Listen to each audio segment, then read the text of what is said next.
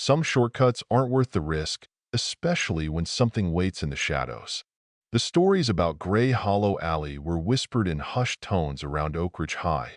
Students swore it was haunted, though no one could agree on what lurked there. Some said it was a faceless man. Others claimed it was a shadow that moved on its own. The only constant was the warning: never walk through the alley after dark. Jamie didn't believe in urban legends. As the school's star track athlete, she prided herself on being fearless.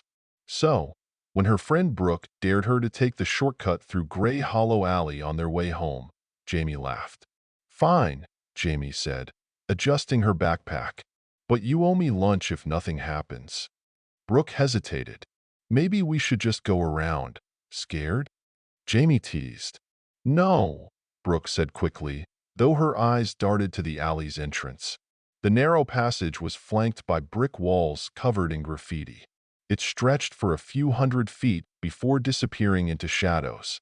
"Let's go," Jamie said, stepping into the darkness. The alley was quiet, save for the faint hum of a distant streetlight. Brooke stuck close to Jamie, her footsteps hurried. "See? Nothing here," Jamie said, her voice echoing faintly. She turned to Brooke, who was staring straight ahead, her face pale. "What?" Jamie asked, following her friend's gaze. At the far end of the alley, a figure stood motionless. It was a man, tall and thin, wearing a tattered coat and a wide-brimmed hat. His face was obscured by shadow, but Jamie could feel his gaze fixed on them. "Probably just some guy," Jamie said, though her voice wavered. "Come on." As they moved closer, the man didn't budge. His stillness was unnatural, like a statue carved into the alley itself. "Excuse us," Jamie said loudly, her confidence faltering. The man didn't respond. Instead, he tilted his head, the movement slow and deliberate, as if he were studying them. "Let's turn back," Brooke whispered, gripping Jamie's arm.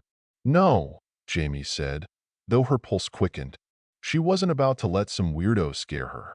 They stepped forward. The man tilted his head again, this time in the opposite direction. Then, he took a single step toward them. Jamie froze. The man's step was impossibly slow, yet the sound of his foot hitting the pavement echoed like thunder. He took another step, and Jamie noticed something horrifying. His legs didn't bend. They moved like stiff, mechanical rods, his joints locked in place. "Run," Brooke whispered, tears streaming down her face. Jamie hesitated. She wanted to prove she wasn't afraid, but the man's movements were all wrong. Another step brought him closer, his head tilting again, almost mockingly. Then, he raised a hand, his fingers long and spindly, pointing directly at Jamie. That was enough. Jamie grabbed Brooke's arm, and they bolted. The sound of their shoes slapping against the pavement was drowned out by the rhythmic clanging of footsteps behind them. Jamie risked a glance over her shoulder and nearly stumbled.